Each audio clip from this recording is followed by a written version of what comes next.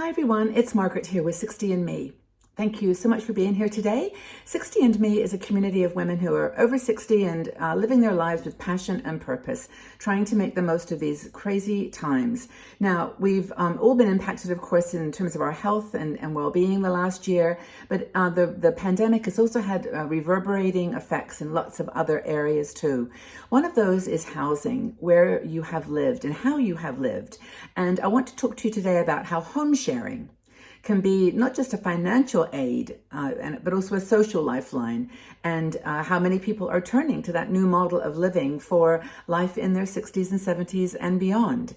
It's given us a time while we've been at home alone to really reconsider how we want to live.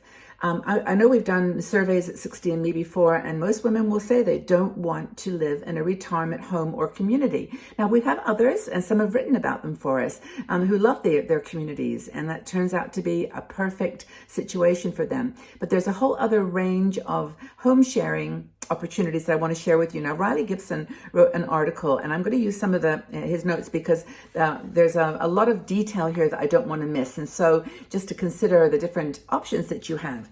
Now, living alone with no human interaction is actually, for many people, exactly what they want to do. And if you've got a small space or you've got a home that you have always owned and you want to stay there, then that's fine. There's no judgment here at all. But this conversation is really for people who want to think about a new way of living. And I've actually done some research myself on this, and I started a Facebook group over on Facebook about co-living for boomers. And co-living is where people move into a big house, they each have a private space, and they then share kitchen, living areas, maybe a gym or some kind of open space. There's a lot of these now popping up all over the world, co-living for mostly for young millennials who are on the road and want a 3 or 4 month stay. But now there's more and more being developed where people can go in and make it their home. And I know a lot of women in other parts of the world, especially in the cities, like in London, for example, where there's one called the Collective, where there's 400 rooms. And it's kind of like a dorm.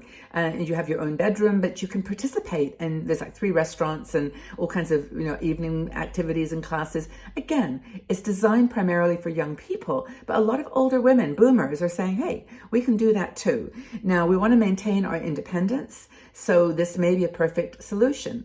A lot of people actually have gone back to live with their kids, with their adult children, and even the other way around during the pandemic. And that's, okay if everybody gets along and it's all good, but, sometimes it's just not the case, and you don't want to be a burden on your children. So home, and the other way, by the way, is cohousing, which is different than co-living. Cohousing is where a group of people get together and purchase a property and then share the expenses. Sometimes there's some models for mutual ownership where you can, if you don't have a lot of money, you can just contribute a little, but it's all dependent on the group having kind of a like-minded perspective on things. Because if you're going to move into a big house with 8, 10, 12 bedrooms, you've got to and share a kitchen and living room and so on. You have got a financial investment in a co-housing organization usually, and not so much with co-housing. Co-living. Co-living is kind of like a rental where you rent a room and rent the facilities. Co-living is for people that don't really want a big space. But then co-housing is for someone maybe that wants a garden, wants a proper home with other people with like-minded ideas. So that's another thing to think about. So here's another example I just looked in my notes was in Japan, there were 7 women who bought a house and said that was where they were going to die. That was their dying house. And they knew they're in their 70s. Of course, we all know that we're not going to be here forever. So they decided to buy a property, live in it, and take care of each other as each of them made that transition.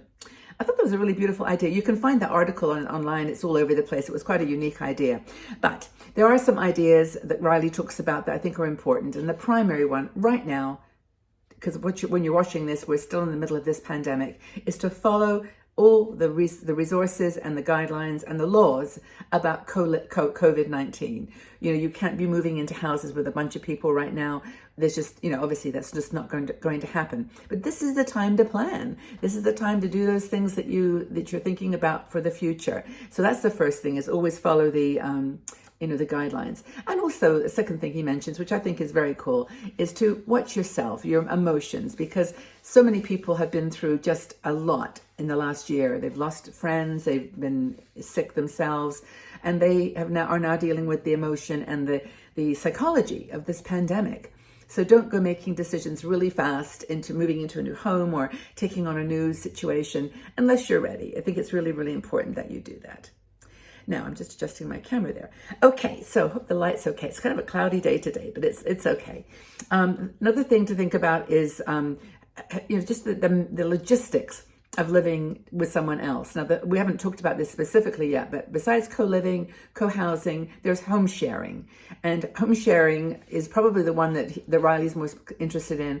He's affiliated with a group called Silver Nest, I believe, which is a very large group that rents out and organizes home sharing. And that's the one kind of that you have to, think about as a real option for older women. Not just for yourself moving in with someone, but if you've got a big house and you've got some extra space, why not open your house for a home sharing arrangement where someone comes and shares your home? Now, this is where you get into these other areas of caution. Of course, the COVID situation, the CDC and other government agencies, boundaries and rules and restrictions, and also just the living together questions. Now, I believe if you look online, you'll find lots of sample agreements that just take you through all the things that you might need to think about. Just the basic stuff, like your medical and emergency contact information. You need to make sure that the person that you're going to live with has all that information. Share things, share copies of your insurance cards, share copies of even your allergies and your medications, and not just mentioning it in passing, but write it down. So a home sharing arrangement becomes kind of it can be a legal document, and many people do it that way, but it can be something that's more solid and manageable. So that's the first thing. The other thing are just the ground rules about managing COVID. Who are they going to have come and visit them? How are they going to, what do they feel about masks? What do they feel about all the boundaries around COVID? Are they prepared to do some things that may be a compromise for them? Like, for example, cleanliness, washing your hands, maybe taking turns washing dishes, but doing it in a way that's, the cleanliness is a priority. And, just make the shifts that we all have to make as we, that we go through this very strange time. But home sharing is definitely a financial lifeline for a lot of women. It puts you together with an older adult, and it could be a guy. Men and women are renting their spaces, and you just have to obviously do a lot of checking. I personally would feel more comfortable living with another woman or a group of women, but if you find the right space and a big enough house, it could be perfect. And of course, there's so many people now who are downsizing. Their children have left their home. They've got houses that have got extra bathrooms, en suites, and those are maybe the kind that you would prefer. But just go through every single thing, not just who's going to come into the house to visit you, but who's going to buy the groceries. What are your eating habits? What are your preferences? You're a tidy person, or you kind of throw things around kind of person. Just make sure that if you're renting a room in your house to someone, or if you're renting a room in someone else's house, that you ask these questions. Don't be embarrassed, because they're going to come up. They're going to come up when you live together. So you might as well ask them now and make sure that you're aligned. Also, ask if you've got similar interests. Are you an early bird, or do you stay up late at night? What are kind of your travel plans? What's your movements in the house? Where do you spend most of your time in the house? Because these rooms, like the living room, kitchen, and so on, are going to be shared. Do you like TV? Do you like to watch TV a lot? Or are you kind of a kind of reader or knitter or a quiet person? And it doesn't mean that you have to all be exactly the same. You just have to know what each other prefers and what the preferences are, so that you can get on with each other. So home sharing is definitely an option, I think, for older women. Co-living is one, co-housing is another, but I think the majority of women in our community maybe want to stay in the area that they're in. They don't want to make a big move perhaps, and they want to live in a place where they've got some space and company, and there's not such an isolation factor that we've all been experiencing the last year plus. Look, be open-minded though. You don't need to share every single your interest. You can learn new things together. You can do things like, you know, play music together, play games, watch movies, go for walks. I mean, you really can become good friends, or you can just be together in the house. And if you're a quiet person and just want to go in and go up to your room and come down and cook a meal and come up and, you know, rest for the evening, then your person in the house, you're the owner of the house, or you need to be aware of that. You have to be true to yourself. I think it's a really great idea. And as I said, there's some places like Silver Nest, and there's another one, I think it's co-living, is it Housing for Boomers? But there's several of them. You can look online and check out Riley's website and see what there's there to offer. But, you know, just be considerate, but have a playful, fun attitude. Hey, we only live once, so might as well enjoy it. And this would certainly save people a lot of money and loneliness if you're up for it. House sharing. So, would you consider taking in a roommate? Would you consider being a roommate? Or are you one? Please share your story. I'd love to know your stories and what you've discovered and explored. May not be right for you. A lot of people will say, no way, I'm staying right where I am. But sometimes circumstances lead us to places that we don't expect. So let's have a chat about those of you who are interested in this and what your experience has been.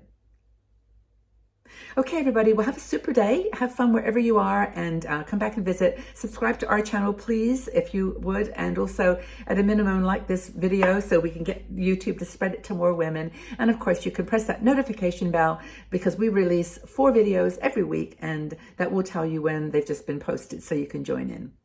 Okay, so take good care, everybody. We'll talk again very, very soon. Bye-bye for now.